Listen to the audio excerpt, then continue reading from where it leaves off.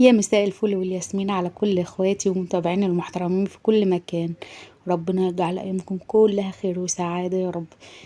حابة في اول الفيديو كده ندعي لاخواتنا في فلسطين، ما تنسوهمش في الدعاء طبعا. ربنا يرفع عنهم الكرب اللي هم فيها، ربنا ينصر فلسطين وشعب فلسطين يا رب. النهارده بقى روتين مش قادرة اقول لكم. بقى دخلت على المطبخ كده في اول اليوم، وحابة افكركم بقى في اول الفيديو، يا ريت لو عجبك الفيديو ما تنسيش تعملي لايك وكومنت ايجابي بقى لاختك، وربنا يكبر بخاطركم كلكم يا رب. وحابة ارحب بكل الناس اللي شرفوني. يا الف اهلا وسهلا بكم يا غاليين في قناتي المتواضعة، ربنا يخليكم ليا وما يحرمنيش منكم ابدا. شرفتوني ونورتوني. كده طبعا اليوم مش قادرة اقول لكم، يوم المواعين العالمي في اليوم ده بصراحة. والنور مش قادرة اقول لكم، كان زي ما يكون بيشغلني في اليوم ده وما كنتش عارفة اعمل ايه بصراحة. فكده انا كنت اشتغلت شوية شغل طبعا في المطبخ. كنا بقى بعد ما فطرنا وكده وغسلت مواعين الفطار وكده، دخلت المطبخ زي ما انتوا شايفين كده. قلت الحق نفسي بقى قبل النور ما يطفى.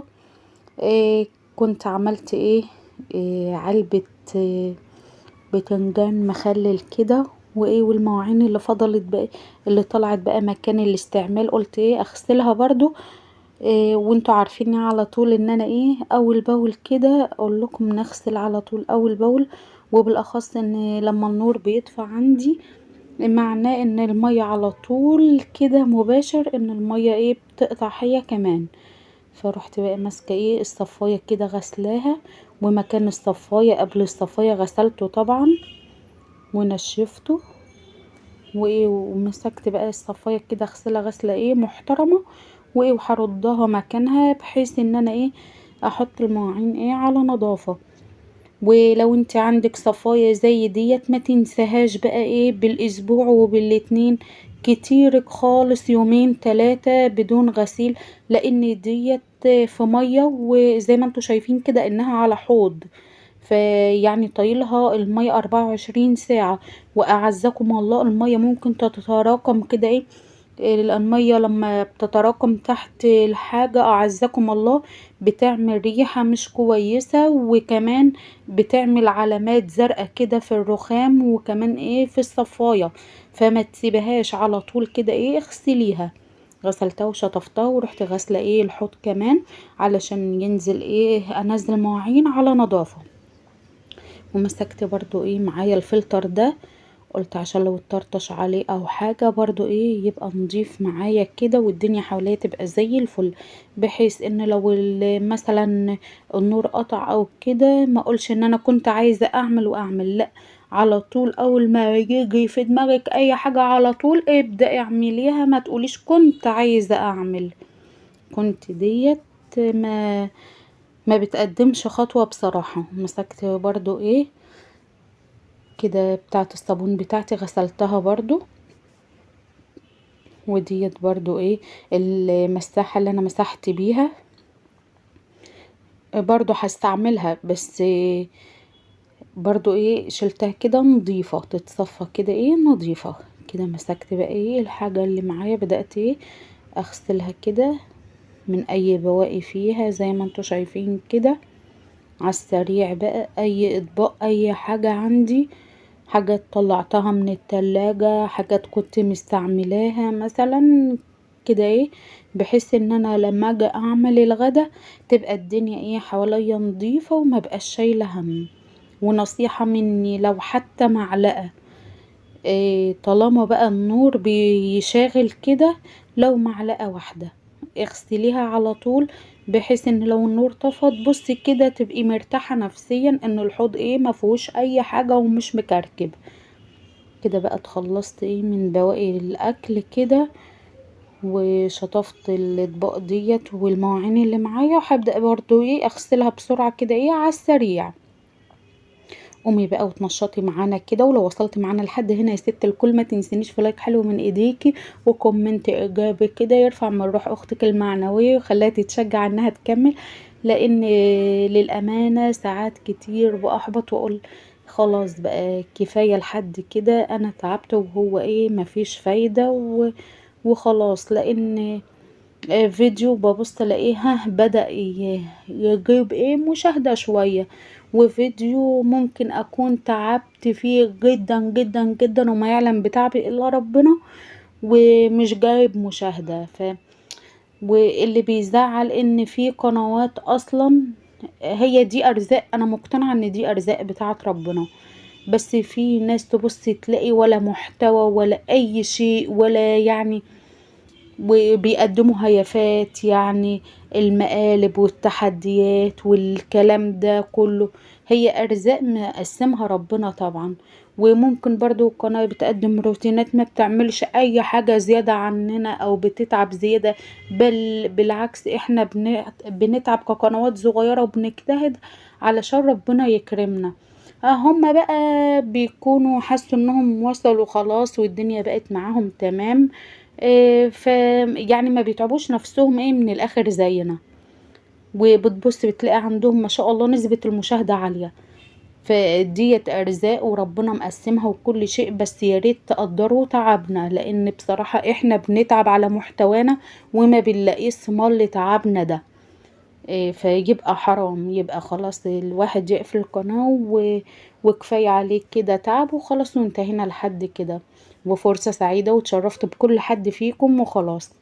بس انا كل ما اقول اخد الخطوة ديت وقف حاجة من عند ربنا بتخليني لا تشجعي وكملي. ممكن رسالة من واحدة صاحبتي او كلمة من اي حد، لا محتواك كويس وكملي وان شاء الله هتوصلي. ويعني الناس اللي كبروا دولت برضو اكيد تعبوا كده في الاول، يعني ايه زي ما يكونوا بيواسوا او ربنا بيبعتهم للواحد. اقول يمكن ربنا شايل لي الاحسن ودي رسالة من ربنا ان انا اكمل. فيا ريت يعني ايه تشجعونا كده، مش انا لوحدي، انا وكل حد بيتعب على محتوى وانتوا شايفين بعينيكم. والناس طبعا اللي عندها قنوات اكيد مقدرة الموضوع ده لانها برضو بتتعب على قنواتها. والمشكلة ان انا كان عندي مشكلة من الاول في القناة ديت. يا جماعة نصيحة لأي قناة مبتدئة، سيبك من موضوع التبادلات ده. بصراحة اللي بيبوظ القنوات من الاول انك بتفضلي مستنية ده يردلك معرفش المشاهدة، ده يردلك الاشتراك، ده معرفش ايه. فده برضو اللي بيضيع القنوات. فسيبكم من موضوع التبادل ده. عايزين تتعاملوا مع بعض بمحبة. انتي جيتيلي مثلا وانا ما رحتلكيش، فاكيد عندي اسبابي.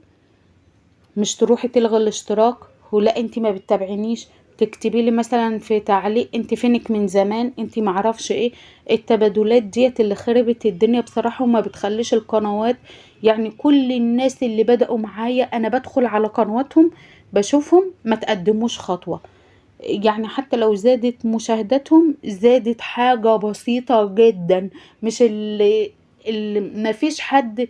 يعني كل اللي بدأوا معايا يعتبروا في نفس مستواي، محدش عالي ولا حد ما شاء الله قناته ضربت ولا طلع ترند ولا.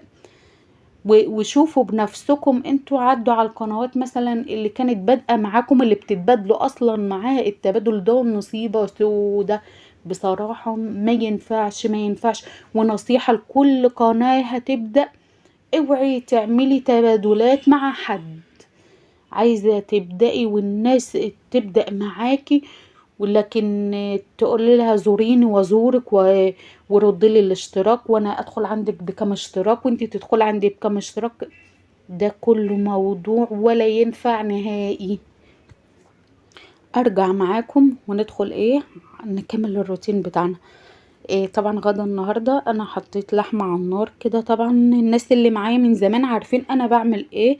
بشوح اللحمة بمستكة وحبهان ورق لورا وكوبيبة صيني.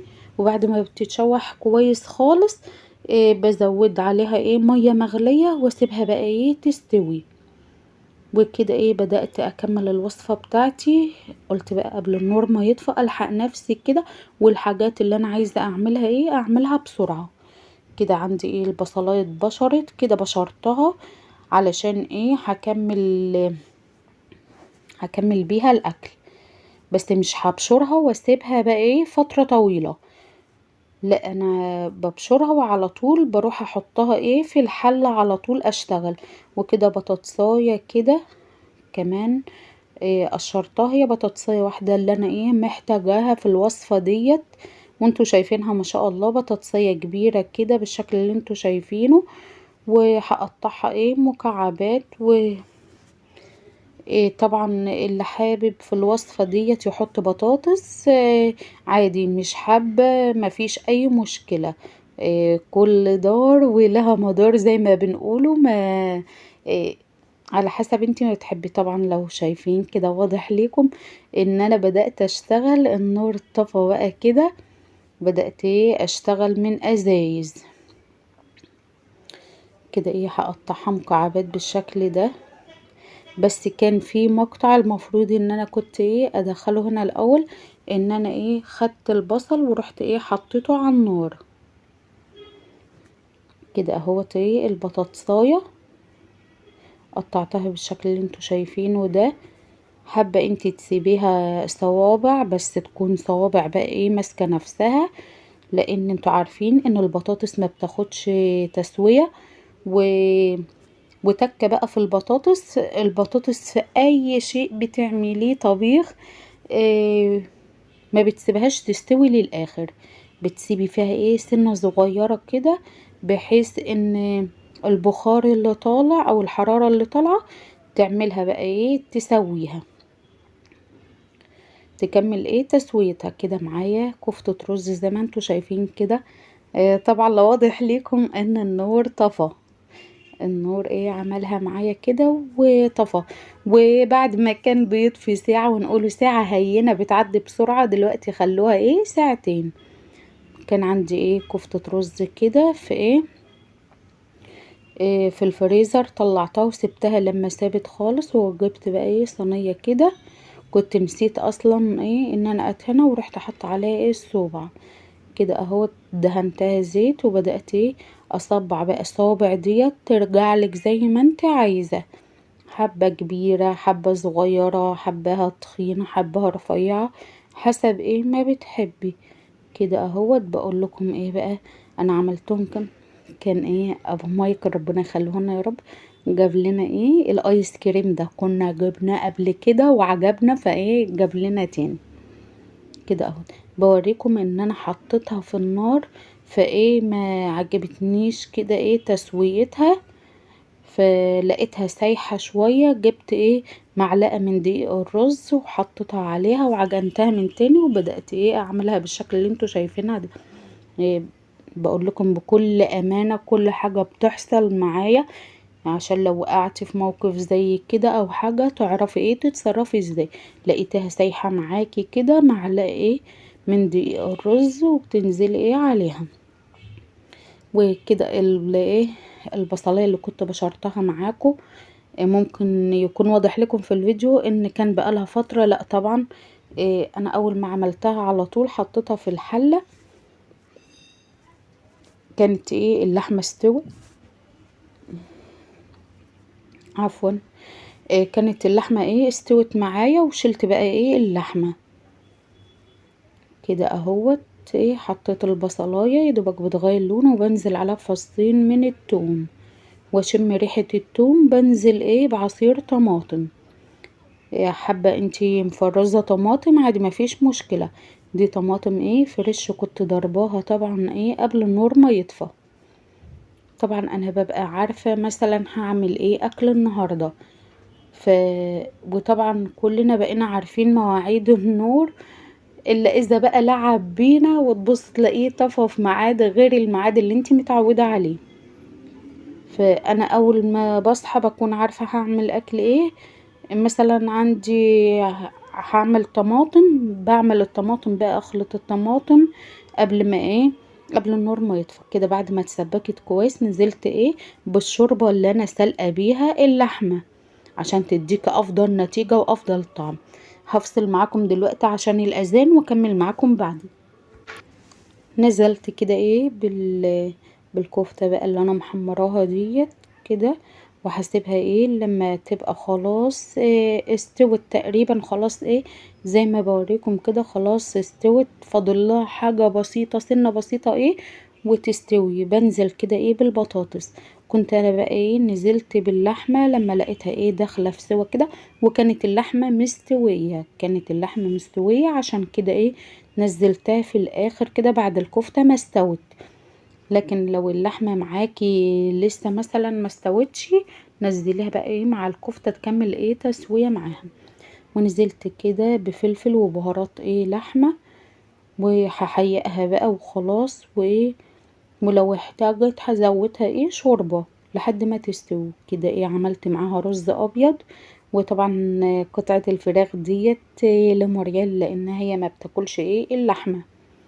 وكده فضل ونعمة من ربنا، الحمد لله، ربنا يديمها نعمة ويحفظها من الزوال يا رب العالمين. كده الحمد لله. كنا بقى وكان النور جه. طبعا بقى الازايز اللي كنت استعملتها وازايز المية اللي بنشرب منها اللي فاضت بقى اثناء ما النور كان طافي، جبت بقى كله كده وبدأت اغسله. هحاول بقدر الامكان ان انا ما اطولش عليكم اكتر من كده، لان اول مرة الفيديو يوصل ل26 دقيقة اصلا. فكده بوريكم اهوت. غسلتهم الاول بالليفة، وبعد كده جبت الفرشة كده، ومن على حلق الازازة بدأت امشي عليها كده، وبشطفهم بقى شطفة حلوة من الصابون، واحطهم تحت الفلتر كده يتملوا اول باول كده. اخلص اللي ورايا، بحيث لما اقعد ابقى مطمئنة ان الدنيا حواليا نظيفة كده وزي الفل. طبعا انا بسجل لكم الاذان ده كان اذان المغرب، فالنور طافي عندي. يعني انتوا لو حاسين ان الجو هادي شوية كده، فان النور طافي عندي. النور بيطفي عندي من 4 ل6. فكده يعني وقت ما انا بعمل الغدا من 4 ل6. فانا بحاول بقدر الامكان اي حاجة هستعملها في الطبخ او كده، بحاول بقدر الامكان. ان كان الطماطم ده مش الاذان، ده اقامة الصلاة. ف بعمل بقى طماطم بعصرها زي ما شفتوا كده، بطاطس بقطعها، حتى البصل والثوم بقشره وبغسله واسيبه على الاستعمال على طول، خلاص اللي اتلسع من الشوربه زي ما بيقولوا كده. لان بصراحه ربنا يرحمنا، ما نقدرش نقولها غير ربنا يرحمنا والله، ويحنن قلوب المتولين علينا. لان بصراحة الشيء لما بيزيد عن حد وبيتقلب لضده بصراحة، يعني بيعطلوا اشغال كتير، مش عارفة اقول لكم بصراحة. ربنا يهدي. كنت بقى مسكت كل المواعين اللي معايا ديت، حطيتها في الطبق السلستين ده، وشلتها بقى من على الحوض خالص، عشان طول ما هي محطوطة قدامي في الحوض فبتعصبني بصراحة. فقلت لا، عليا انا اخدهم المهم كده واحطهم في الطبق ده، ولما النور يجي بقى بالسلامة كده ابدأ اشوف اللي ورايا. كده اهوت. بدأت بقى اغسل كل حاجة استعملتها. بتخلص بقى الاول من بواقي الاكل. عندي كيس كده معلقاه على الفلتر، مسمار الفلتر كده طول النهار بلم بقى فيه كل حاجة، واخر النهار بيترمي. الا اذا بقى منضفة سمك، منضفة لحوم اي طيور او كده، لا ما بيستناش بقى لاخر النهار، اللي نازل على طول بياخده في ايده. واصلا الكيس مش بيبات عندي نهائي، اللي نازل لو حتى ما فيش حد نازل وحد بره، بنرن عليه نقول له تعالى هنزل لك الكيس في السبت. تخيلوا بقى ان الكيس ينزل في السبت علشان ما يباتش في الشقة نهائي. وطبعا احنا نعتبر برضو لسه في الصيف، الجو برضو لسه ما بردش قوي، ولا حتى في الشتاء، لان في الشتاء اعزكم الله بيربى حشرات، وممكن اعزكم الله يعمل روايح كريهة في المطبخ. تبقي منظفة الدنيا وزي الفل، ووقفت يعني على الكيس اعزكم الله، كيس القمامة يقلب ريحة الدنيا، لان ساعات ممكن لو حاطة فيه قشر بصل او طماطم او كده، ممكن مع الحر الحاجات ديت بتحمض وتطلع ريحة، فكأنك ما عملتيش اي حاجة. فعلشان تكملي تعبك، لا يلا بالسلامة انه يخرج من الشقة خالص. كده الحمد لله بدأت اغسل بقى شوية بشوية كده زي ما انتوا شايفيني.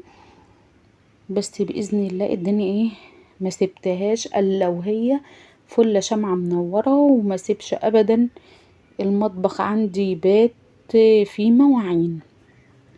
وديت حاجة مهمة جدا جدا جدا، بتهون عليكي تاني يوم انك تصحي كده تدخلي على مطبخ نظيف والدنيا رايقة حوالين منك والدنيا تمام التمام. يا دوبك ان كنت هتعملي فطار، هتعملي مثلا إيه مثلا زي كده هتبدأي ترتبي للغدا، هتشوف هتعملي ما تبقاش الدنيا مكركبة حوالين منك. مش تصحى على النوم تخشي تلاقي بقى المطبخ يضرب يقلب، وعندك مش هقول لكم انا المطبخ بيبقى 100% نظيف. انا بكون منظفة، بس بيكون مثلا بالليل اللي شرب النسكافيه، اللي شرب اي حاجة بالليل، ازازتين مية فاضيين كده، يعني حاجات زي ما بنقول كده حلواني. يعني الصبح يا دوبك هتغسليهم وتملي الازازتين وكده تمام التمام. مش لسه هتغسلي بقى مواعين حلل وصواني ودنيا، لا كده احسن لك من بالليل. كده اهوت الطاسه ديت بقى كانت زي ما انتوا شايفينها معايا كده. قلت لها مش هسيبك يا انا يا انتي، النهارده لازم تنضفي وتبقي زي الفل. ومش هقول لكم ان انا استعملت خلطات، بوريكم منظرها. انا كحتها الاول بالسكينه بالطبقه اللي عليها مكان الزيت ديت، بدأت اخف يعني من عليها بالسكينه الاول. بوريكم شايفين المنظر، وهتشوفوها في الاخر شكلها ولا خلطات ولا اي شيء. كل اللي معايا قطعة من الصابون البلدي، وحتى الليفة اللي داخلها سلك اللي انتوا شايفينها ديت، وقطعة من السلك البلدي في الاخر علشان تلمعها معايا مش اكتر. كده بوريكم كده اهوت. ما تخليش بقى الحاجة عندك تقولي مثلا لا ده هتتعبني يلا مش مهم، هي كده كده شكلها مش كويس، تكمل بقى وتزيد طبقات على طبقات، وبعد كده ما تعرفيش بقى خلاص تيأسي منها نهائي وتقولي خلاص هي كده معروفة للآلية وخلاص. ديت الطاسة ديت انا كنت فعلا سايباها للآلية ووصلتها لدرجة مش هتتخيلوها. والناس اللي معايا القدام اللي على القناة القديمة بوريكم شوفوا قد بتلمع. الناس اللي كانوا معايا على القناة القديمة شافوني وانا بعملها على النار، وقلت ما انصحش حد يعملها، لان لا قدر الله كانت النار هتشبط فيا، والحمد لله ربنا ستر. فكده اهوت. ومن بعد بقى ما نضفتها التنظيفة العميقة ديت على النار، ما بسيبهاش توصل اكتر من المنظر اللي انتوا شفتوه معايا في الاول. كل ما توصل للمنظر ده قول لا، يلا على طول كده قبل ما تزيد تاني، لا يلا بسرعة اعمليها كده. ايوه هي مش هكدب عليكم واقول لكم هي ما بتاخدش وقت ولا مجهود، لا بتاخد وقت ومجهود. ليه؟ لان انا برضو بصبر عليها ممكن شهر، شهر ونص. لكن انا لو على طول بغسلها ورا كل استعمال بغسلها مش هتتعبني. انا بقول لكم الصراحة والامانة. كده اهوت نضفت، بحاول بقى من عند الايد كده انضفها، لقيت الايد بتتهز معايا كده هتتخلع. فرحت ساكتة بقى قلت يبقى اللي مشبطها اصلا شوية الزيت دول فسيبها وخلاص. شوفوا ما شاء الله نضفت وبقت زي الفل كده. تشتغلي بقى بيها كده وهي تفتح النفس بالمنظر اللي انتوا شايفينه ده. ديت بقالها 8 سنين عندي، تخيلوا بقى. وبنضفها وبغسلها ولما بحط في دماغي ان انا ارجع الحاجة جديدة زي ما انتوا شفتوا كده برجعها بصراحة. انوي بس قومي كده وتشجعي معانا وقولي يا هادي وان شاء الله كل حاجة هتمشي معاكي زي الفل. قدمي مشيئة ربنا في اي شيء قبل اي شيء في الدنيا، هتبصي تلاقيها ماشية معاكي زي الفل كده. بعد ما خلصت بقى ايه، اخد الحوض معايا قطعة صابون بشاور لكم عليها كده، هاخدها برضو بتلمع معايا ايه السلستين وبيبقى زي الفل كده. وخدت الحوض وكده الحمد لله. روتين النهاردة يا رب يكون خفيف على قلبكم. ولو لسه ما اشتركتيش في القناة يا ريت تشرفيني باشتراكك، وما تنسيش تعملي لايك على الفيديو وكومنت ايجابي يرفع من روح اختك المعنوية كده. وربنا يجعل لكم من جبر الخواطر نصيب يا حبايبي يا رب. كده اهوت.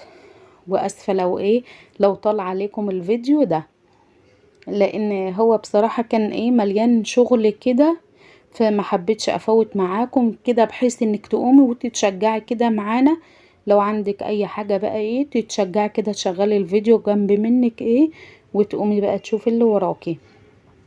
كده خلصت المطبخ والحمد لله بقى فل الفل كمان زي ما انتوا شفتوا كده. ما تقوليش بقى النور طافي وتكسلي، لا ما تكسليش كده. بوريكم المواعين كمان اهيت والدنيا نظيفة زي الفل كده زي ما انتوا شايفين. وايه وهاخد لهم بقى ايه ايس كريم. بقول لكم هو عبارة عن فراولة وحليب سادة كده او فانيليا وكراميل. كان جاب لنا منه قبل كده وحبيناه فجبناه تاني كده ايه. هوديلهم بقى ايه يحلوا كده عبال ما اروح ايه انشر غسيلي. لو واضح لكم في اول الفيديو ان كان في غسيل. ويا ريت لو فيديو النهارده عجبكم ما تنسوش لايك وشير واشتراك في القناه وتفعلوا زر الجرس على الكل عشان يوصلكم كل جديد انا بقدمه. وشجعونا كده عشان نستمر باذن الله بيكم وليكم باذن الله في رعايه الله. سلام.